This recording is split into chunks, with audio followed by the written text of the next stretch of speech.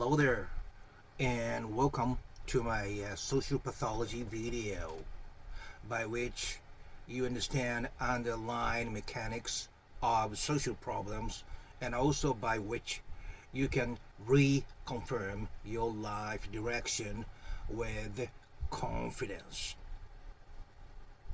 This time, I would like to discuss Stoneman Douglas High School shooter Nikolas Cruz and his personality. Hello, my name is Dr. Samurai, a professor specialized in international social pathology and also an active prison counselor of 20 years experience. As usual, first I would provide you brief general information, and then later on like to move into our main discussions. Are you ready? Okay, let's start. This perpetrator, Nikolas Cruz, when he was 19 years old, he mass shooted Stoneman Douglas High Schools in Parkland, Florida. He killed 17 and also injured 17. It was a big school shootings. This is his background. He was adopted right after his birth when he was age 0. It is allegedly said that his mother, who is still alive, was kind of a criminal with a long history. That's probably why she put his son to be adopted. 17 months after, his younger brother, by a different father, was also adopted by the same family of Linda and Roger. I'm just focusing on pinpoint information that may have to do with his acting out, okay? And he also has one older half-sister. Linda and Roger were allegedly very loving adoptive parents. But when Nicholas was 5, Roger, his adoptive father, died of heart attack. After his death, the family lost income, and also the presence of his adoptive mother, Linda, because she had to go out to work. She also passed when he was 18 years old, so he orphaned for 3 months. He changed his schools 6 times in 3 years. In the end, he was expelled from his high school in 2017, 1 year before he acted out. When he was a kid, he was known to bully his younger brother, and also later on he DV'd his adoptive mother. This might go back a little bit, but when Nicholas and his brother Jack were still elementary school, probably, his adoptive mother allegedly plugged off of the games they were playing, saying that it's a waste of money. It was probably due to his husband's death, but she had that kind of a side too. According to a psychiatrist, he allegedly had depression, autism, and attention deficit hyperactivity disorder, ADHD. He had autism. Also, it was reported he kept saying he's going to be a school shooter to people close to him. He did that repeatedly. He used to have a girlfriend, but because of his aggressive personality, she separated from Nicholas. But he was obsessed with her, so he even went so far as to threat her own family and her new boyfriend too. This is pretty much all the information that may have to do with his acting out. And now let's get into our major discussions, okay? Oh, by the way, if you like this kind of discussions, please click that yellow and green Good Luck Charm logo. I also put up my best video playlist at the description section, okay? Now, our major discussions. When this kind of incident happens, my job as a social pathologist is, why did he do that? As I said in the very beginning of this video introduction, underlying mechanics I will clarify. Interesting thing is, in a video recorded at the police station, Nicholas and investigators were talking to each other.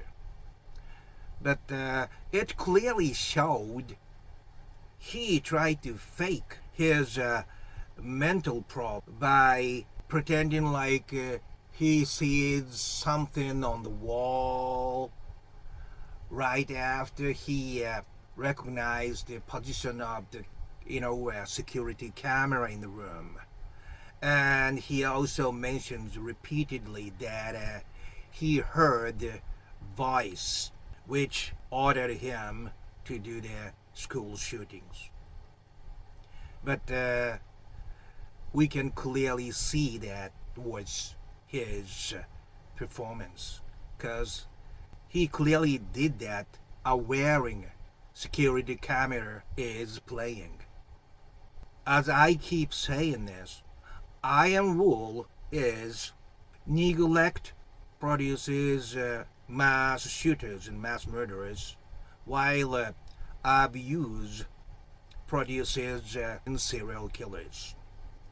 And genuine mass shooters, they do it as their own murder-suicide. That's part of their suicide act. But he was pretending like he had schizophrenia. It usually doesn't show with the purely neglected mass murderers. That is the sign that he did not intend to commit suicide.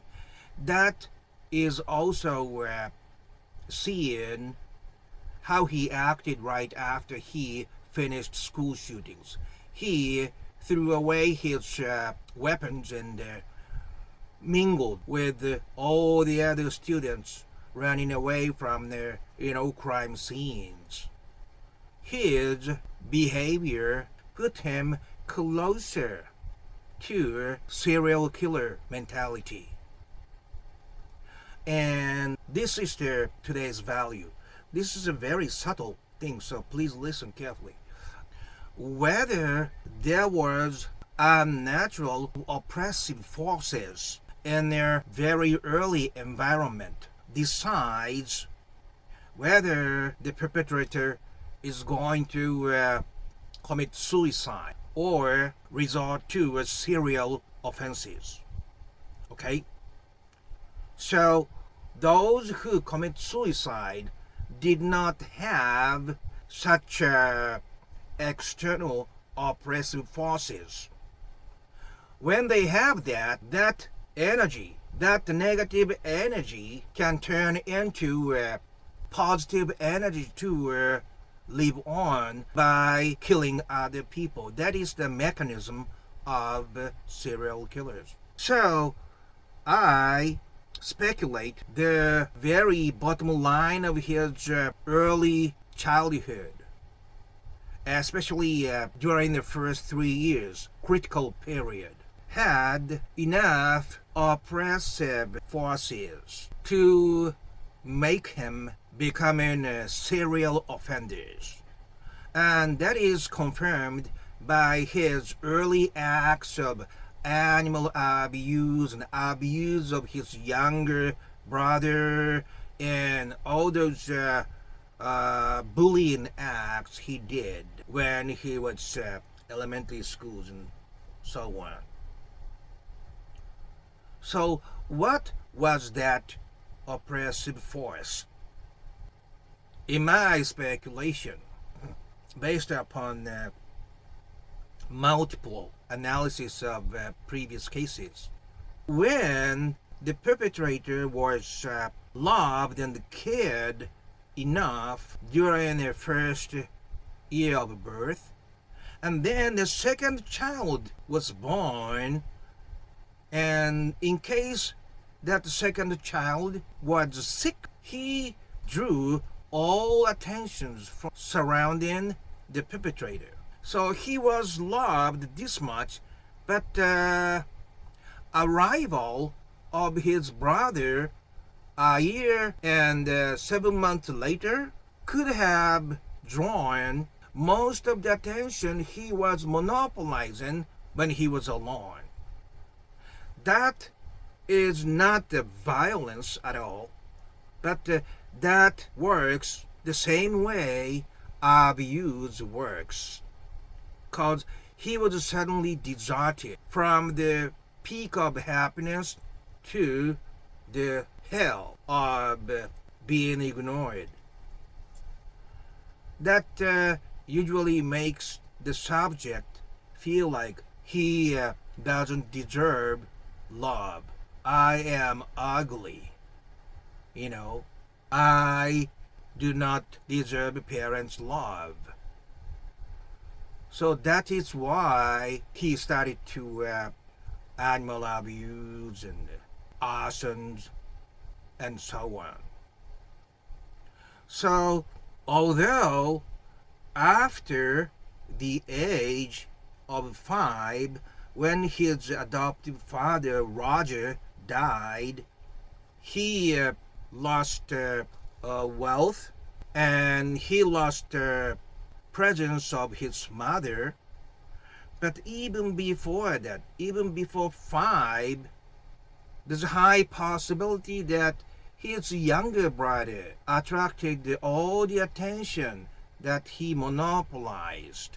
And also his adoptive mother, although she provided unconditional love, also showing some aggressive side, pulling out the plugs of the games they are seriously playing on.